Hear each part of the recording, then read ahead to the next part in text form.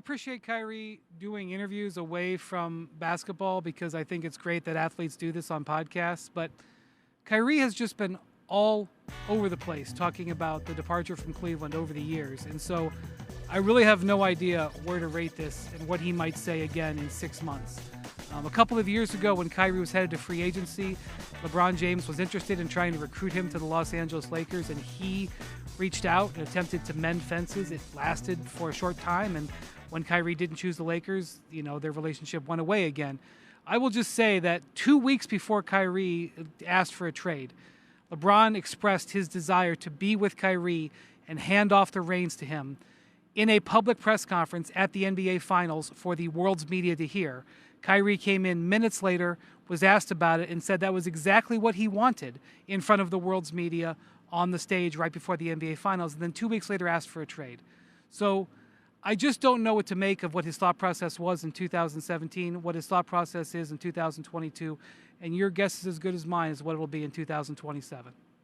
What about you, Pat? Do you have any guesses? What did you think of those remarks from Kyrie? He's entitled to his opinion. It's about him. He's came up and said that obviously, he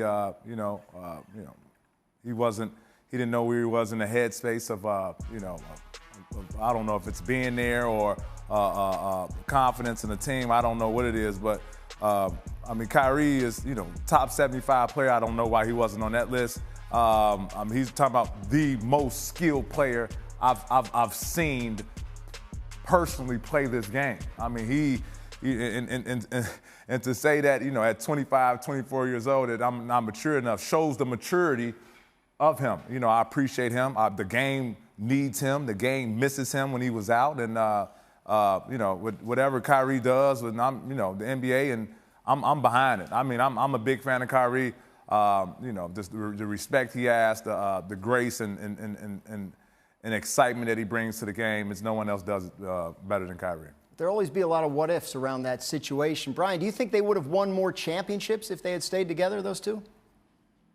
I think there's a good chance. The 2017 team that they lost to the Warriors, who were an all-time great team, that 2017 team was the best team that the Cavs had under LeBron, even including the year they won the title. They went 12-1 through the East playoffs and just ran into a historic buzzsaw.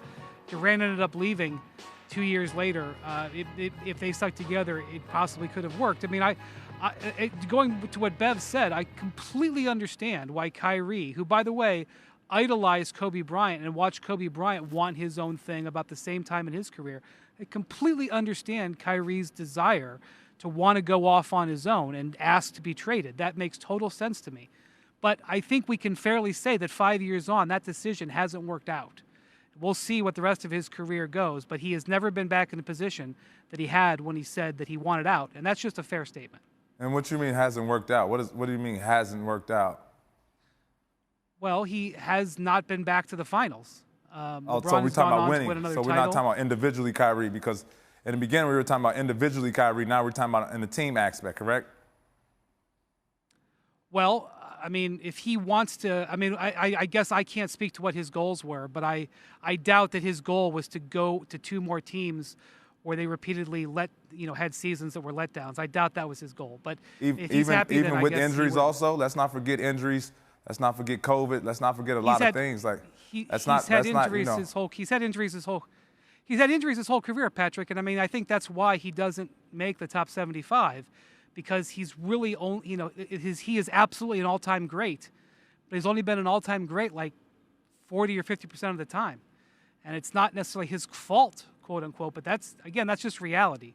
Yeah. So he's still got prime years left. He can change that narrative, but I highly doubt that when he asked for a trade, he would have. I think NBA players top 75 is very different than a lot of people's top 75. He's definitely in there. That is probably true, and obviously we have other shows in the future to debate things like top 75. Real quick, Brian, where do you think the relationship between Kyrie and LeBron stands today?